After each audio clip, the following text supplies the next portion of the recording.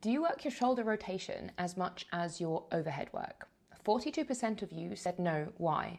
I'm going to try to explain with studies and demonstrations in these stories as to why it is important to include it often, not necessarily exactly as much as you do overhead work, but at least do some rotation work when you do overhead work if you want to reduce your injury risk. So firstly, what do we need to get into the overhead position without compensation? You need 180 degrees of shoulder flexion above the head relative to the midline of the thorax.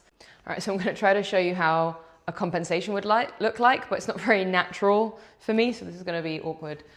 So you don't want to have compensation when you're coming up into shoulder flexion and you end up rib flaring. That's a common one, so you end up actually creating the illusion of the range through your ribs coming up. But another one is the low back. I'm going to try to demonstrate, but I see this a lot when people are pressing overhead, but it's really hard to show. Hopefully you can figure out what that looks like.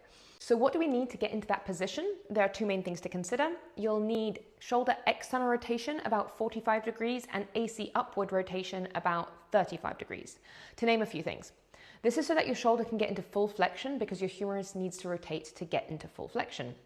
A good place to start is by testing your shoulder rotation, spinal mobility, and scapular mobility. If you want to know more about testing though, comment test. So the second thing to consider is that we want to avoid compensation via the thoracic or low back. So we want to have learned some good core control, including both our hips and our shoulders in progressive drills. I'll leave that for another day, but if you want to hear more about that, comment core guide below because we have a free core guide that you can just download. We know why we need shoulder rotation for the overhead position, but why do we need to train shoulder rotation so much more than we think we do if we do overhead movements? Let's take a look at a study on CrossFit. A 2016 trial found that 23.5% of participants experienced a shoulder injury during CrossFit training over the previous 6 months. 23.5% doesn't sound like much, but in perspective, that's almost a quarter of a class in a CrossFit gym in just the last 6 months of their training life.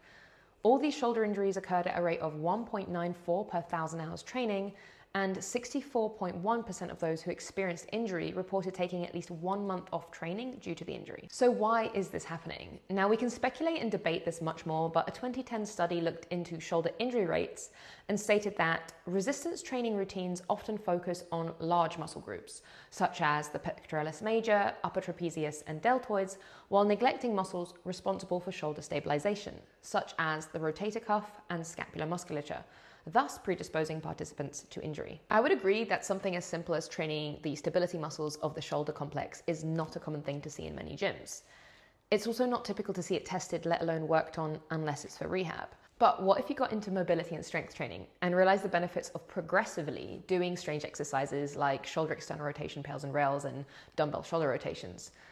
These exercises can eventually lead to improvements in other exercises, such as strict overhead press work like you would see in the Z press or in the overhead squat. If you want to find out more about mobility and strength training and how it works, comment mobility below for a free guide. If you know you want to learn about mobility training, we do have a CPD mobility certification and a CPD strength and mobility certification you can read more about.